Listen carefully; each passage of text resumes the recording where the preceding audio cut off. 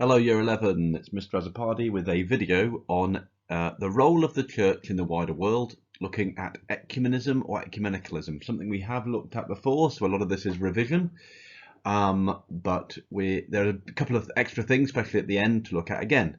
You should have an A3 worksheet and it's going to be nice and simple. There's just a lot of information you need to put down. So essentially we're going to look at what ecumenicalism is, why it's important to Christians, why it might not be so important for some Christians. Then we're going to look at some ecumenical organizations. We're also going to look at the way in which Christianity has been persecuted in different parts of the world, and how ecumenical groups try to combat this persecution.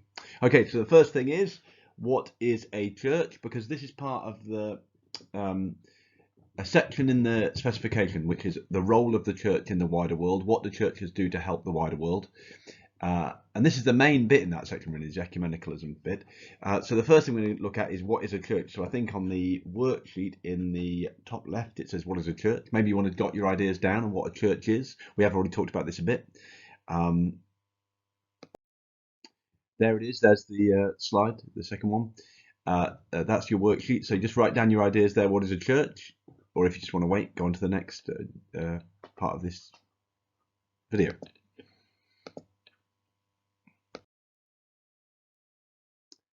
So what is a church? Okay, so I've said this before, but a church has two meanings. It can mean a building, the building where people worship God. That is the more commonly used version in everyday life, that we say a church is a kind of building. However, that is not the real meaning. The meaning in when the word church, or the Greek equivalent, is used in the Bible, it is not a building, but a group of people. So church means the community of Christians. So when we say what does the church do to help people, we don't necessarily mean what do they do in a particular church building to help people. We mean what do different communities of Christians do. And that community of Christians can include all Christians, or if you're an exclusivist to your form of Christianity, you'd just say it includes my form of Christianity, whatever form that is. Okay, so that's what the church is. We're going to get into looking at what ecumenicalism is now, which is just below on your worksheet. So ecumenicalism, you sometimes hear ecumenism used, or sometimes ecumenicalism, the same thing really. Ecumenicalism is the idea of creating unity between different Christian groups. Now the long-term goal would be to bring all Christians together completely, so there were no different kinds of Christianity, so all Christians were the same. But most Christians know that's not going to happen anytime soon. So what ecumenicalism means today is to try and create greater unity, understanding and cooperation between different Christians. So bringing Christians together to try to understand each other and work with each other. That's the idea. And that can be important for different reasons, right? It might be that there's places in the world, and we'll look at that in a moment, where Christians are in disagreement, where there's conflict between Christians, and so ecumenicalism can be good there to bring greater peace. Or it could be that there's things that Christians want to achieve in the world, and they feel like they would be able to achieve it better if they work together with other Christians. Okay, so we're going to move on, I think, to looking at the quote at the bottom of the worksheet and why is ecumenicalism important to Christians. So let's have a look at these quotes. We're just going to explain what they mean. So if we look in the top left, there's a quote that says, I believe in the Holy Catholic Church. That is part of the Apostles' Creed, which most Christians sign up to. Most Christians agree with those things. It doesn't matter what your kind of Christianity, most Christians would agree with the things that are said in the Apostles' Creed. Remember, a creed is not something in the Bible, but it is a list of beliefs that all Christians are supposed to sign up to and agree with. The reason creeds exist is because the earliest Christians found it difficult to agree on what to believe. And so they had this series of meetings between leaders of the early Christian church, and they came up with the list of things saying, well, these are the things you have to believe to be a Christian. So one of the things you have to believe is in the Holy Catholic Church. Now, this doesn't mean that they believe in the Roman Catholic Church. Roman Catholic is a kind of Christianity. But the word Catholic here means all together or all in one, and what it refers to here is the idea that they believe that there should be one church where all Christians are included within it. So this is an interesting thing, is that all Christians, no matter what kind of Christianity they belong to, should believe that there should be one kind of Christianity, where everyone's together. So that means, why does that mean ecumenicalism is important? Because it means that all Christians should really be working towards Christian unity, trying to make Christians all together and all the same, because that's something they believe in, even though they know it's not the case right now. Okay, if we go underneath that quote we've got, there is neither Jew nor Greek, slave nor free, male nor female, for you are all one in Christ Jesus. Now this is a good quote to use, because this is saying there should be no differences between people who are Christian. Often this is used, we've used this about social justice and equality before, but this quote is actually primarily about the need for all Christians to be treated equally. So, why is it linked to ecumenicalism? Because it is saying all Christians should be together and not treating each other differently, and all think of each other as completely equal to each other. Okay, next one. It says, as I have loved you, so you must love one another. By this, everyone will know that you are my disciples, if you love one another. That is, Jesus says that to his disciples. And that's just another simple one. It's just saying that the Christians are supposed to be distinguished by the fact, or the thing that you can tell why someone is a follower of Jesus is if those followers show love to one another. So the idea of ecumenicalism would be, even though there might be different kinds of Christianity, you're all followers of Jesus, so you should all show love to one another. And one way to do that is to get to know each other and to try to find unity and work together and all those kind of things. Lastly, we've got the one that says, blessed are the peacemakers, they will be called children of God. So that quote you can use for ecumenicalism because, well, sometimes divisions between different kinds of Christians have led to conflict and war, and therefore ecumenicalism can be a good way of bringing peace, which is something Jesus thought was a good thing to do. Okay, then we've got over in the bottom right hand thing, we've got about why, what's the question?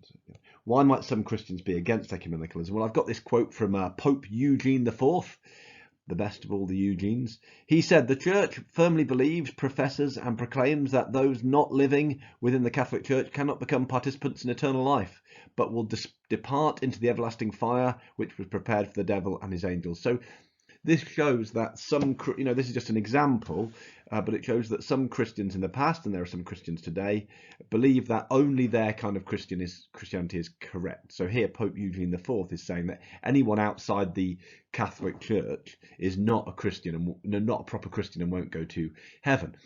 Why would that make him against ecumenicalism? Well, his idea would be that there's no point trying to learn about or come together with Christians of different forms of Christianity, because in his view those people are not real Christians, and what they should be doing, his view would be, is that Christians should be trying to convert them, not like discuss with them or understand them, but just trying to convert them to the right form of Christianity, in his view being a Roman Catholic. So some Christians would say, no, our form of Christianity is correct, and there's no point like trying to understand other forms of Christianity. We should just be telling them that they're wrong and trying to convert them to our form of Christianity. Okay, there's ecumenicalism, some arguments for, some arguments against. Let's have a look at some ecumenical organisations. Okay, World Council of Churches is the biggest ecumenical organisation in the world, so we've got a space there, mind map there, just to make some notes about it. Let's go through it. So it is the largest ecumenical group in the world. It has over 352 member churches. That doesn't mean individual churches. That means, when we say church here, we mean kinds of Christianity. It's confusing, that word church, isn't it? Because because it can mean community. Like a whole kind of Christianity would be called a church, like the Church of England. So when it says 352 member churches, it means 352 different kinds of Christianity are represented in that World Council of Churches. Now, the Roman Catholic Church is not an official member of the council, but it does work alongside this group. That probably reflects the fact that Roman Catholics today are not against ecumenicalism.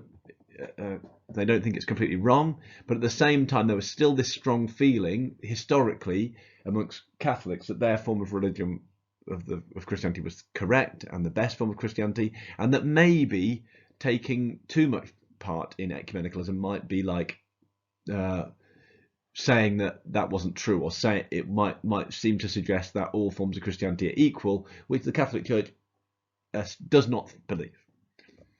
What does the World Council of Church do? It does this. It brings together Christians to do these things: develop greater understanding and unity, which is what ecumenicalism is all about.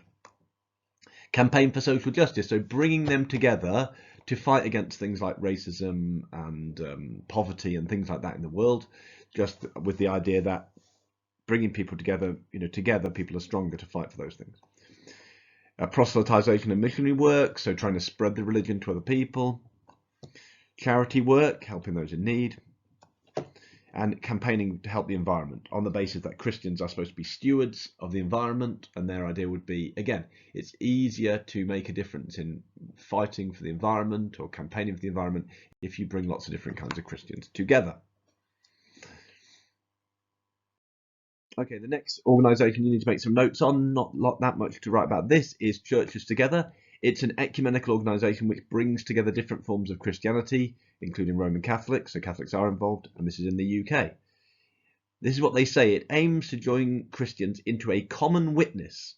A common witness means a group of people who share the same essential beliefs and therefore can share them effectively with others. So it is about proselytization or evangelism, to kind of, I suppose that their sense is to kind of bring Christians together to try and strengthen the message of Christianity, to say, look, we've got different kinds of Christianity, but we all believe these things, like Jesus was God on earth and he died for people's sins, and those main things about Christianity. And the idea is that together they can share that message more strongly.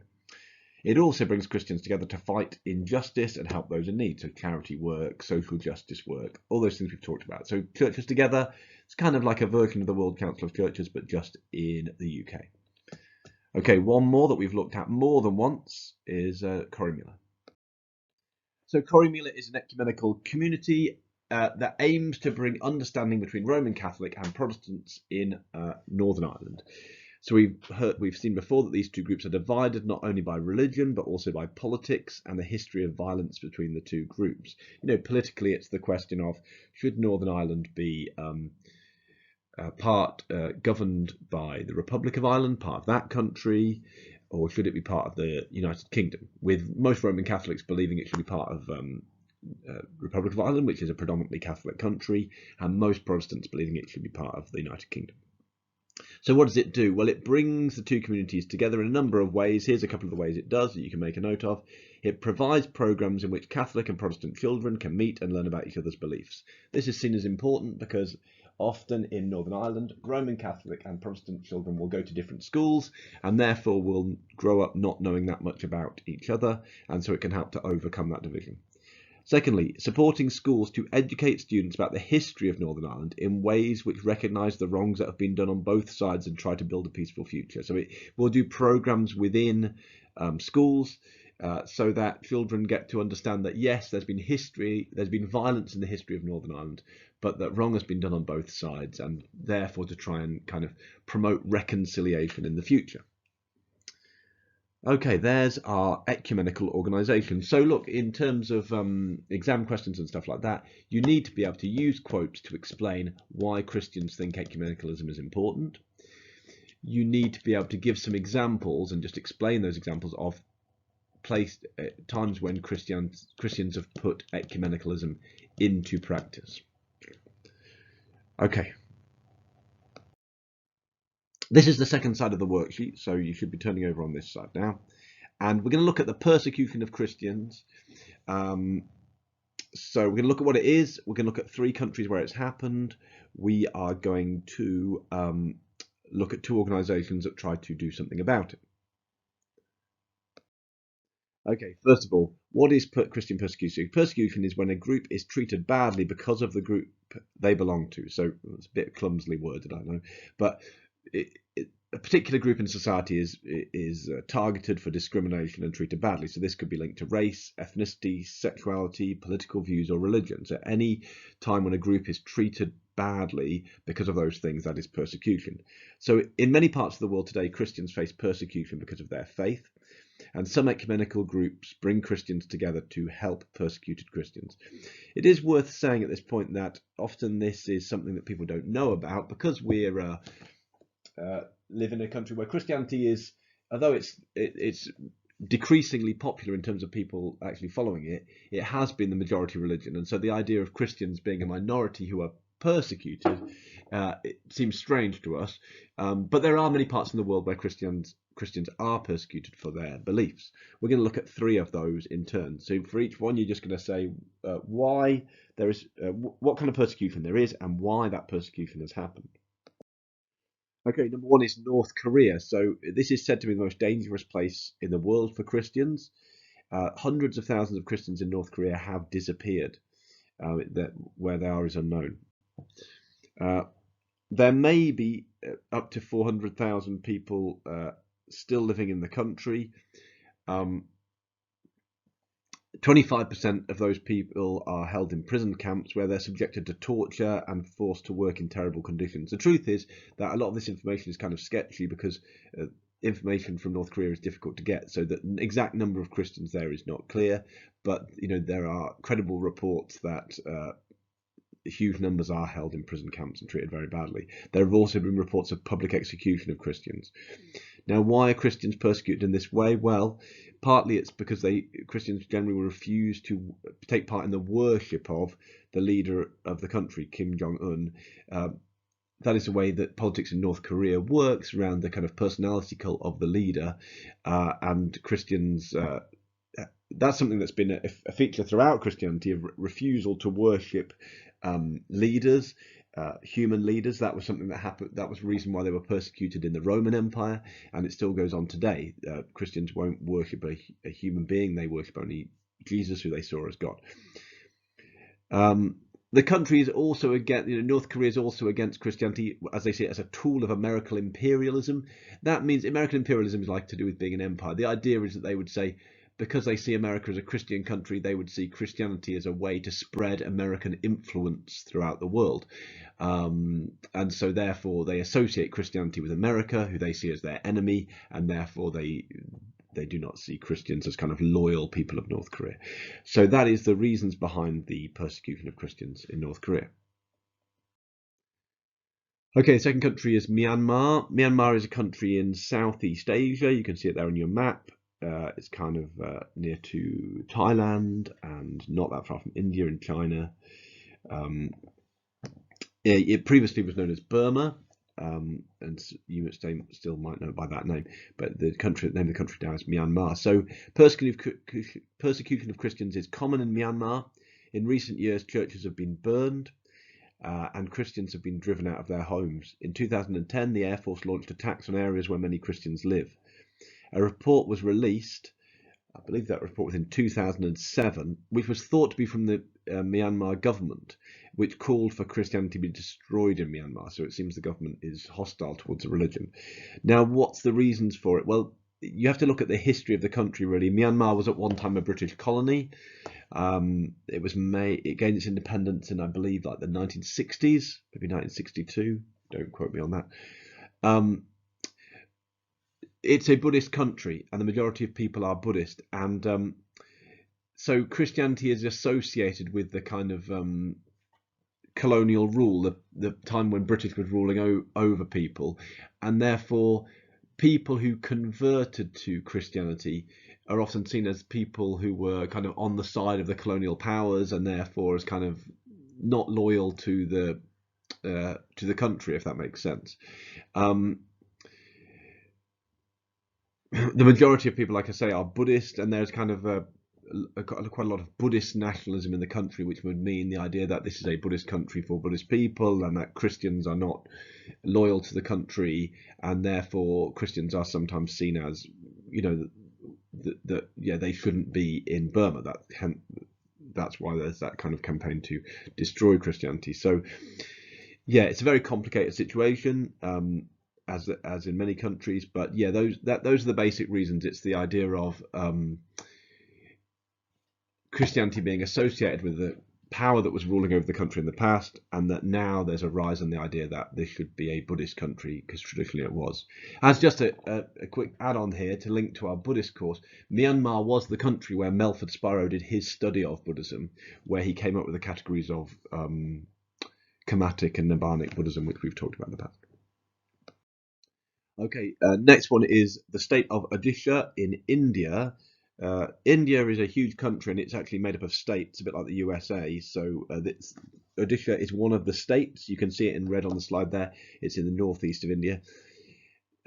There is a small minority of Christians in that state. Now, what happened is, although the history of persecution of Christians goes back before this, but the reason it became very well known was in 2008, a well-known political leader was killed, a Hindu political leader, and some people blamed Christians for the killings, and as a result, riots broke out.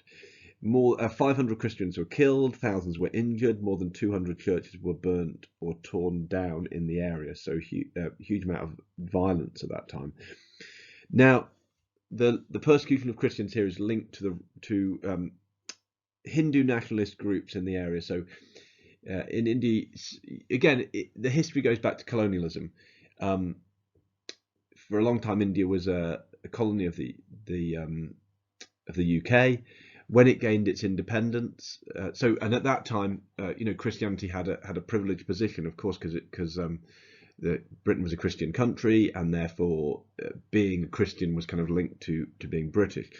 So after it gained its independence, India, there's been a rise of a feeling amongst Hindu people of the country that Hinduism should have a stronger place in the country, and that Christianity should have less influence.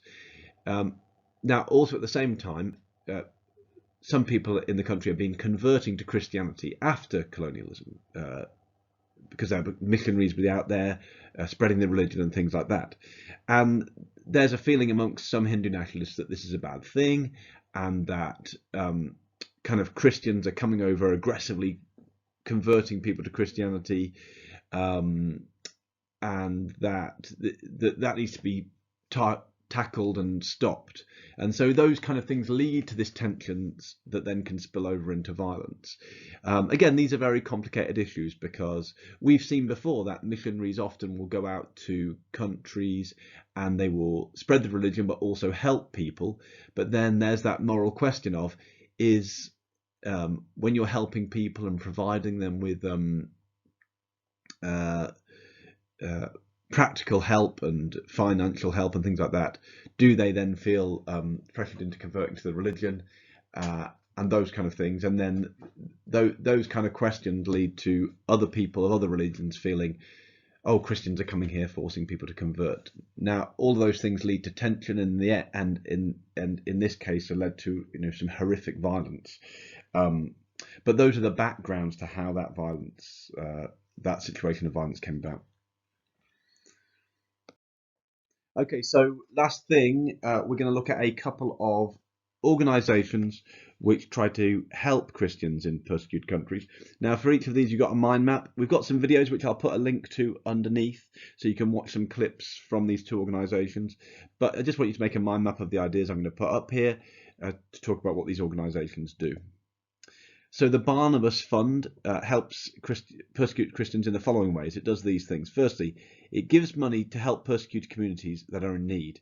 This money can be used to provide food and other essentials, but it can also be helped to build churches. So, if the idea is that in countries where in countries where Christianity is persecuted, often that means those people are the poorest people in the country, or those who are least likely to get help in disastrous situations. So the Barnabas Fund comes to help those people for other essential things, but also to build churches to spread the religion.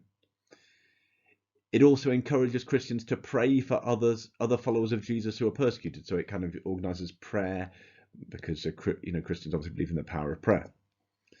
Lastly, the Barnabas Fund works on a more global scale by raising awareness of the persecution of Christians and campaigning for justice through letter writing and petition. So it will raise awareness, say in the UK, of the fact that Christians are being persecuted around the world and try and get more people to put pressure on governments to do something about it.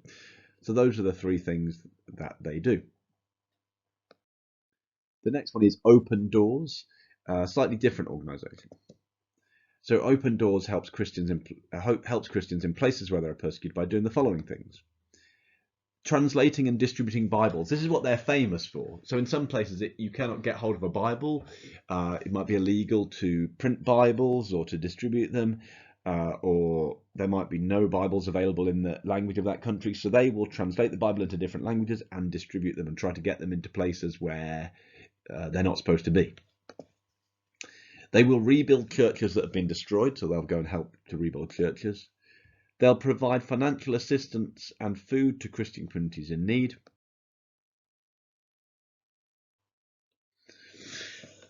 Okay, sorry, I skipped very quickly on from that last slide. I hope it all made sense, but if you need to, go back and just make the notes from that slide. You just need to be able to talk about what those organisations are and what they do. This is just something, I've put some exam questions you can look at on the bottom of the A3 sheet, but this is just something to talk about. I've put here, explain the importance of ecumenicalism to Christians. And I just wanted to, you might want to have a think about how you'd answer that question. But if I was thinking about it, I would just think, how many different reasons could I give why it's important? So you might begin your sentences with ecumenicalism ecumenicalism is important to Christians because, and let's just go through a few reasons. Because they believe all Christians should be united. They believe in one holy Catholic Church. Because it helps bring conflicting groups of Christians together. You could talk about Blessed are the Peacemakers. You could talk about Corrymeela. It'd be good to do an SEE where you talk about both. Evidence, Blessed are the Peacemakers, explanation. This means that Christians should join in ecumenicalism to build peace, for example, between the conflicting groups in Northern Ireland. Because Jesus commanded Christians to love each other.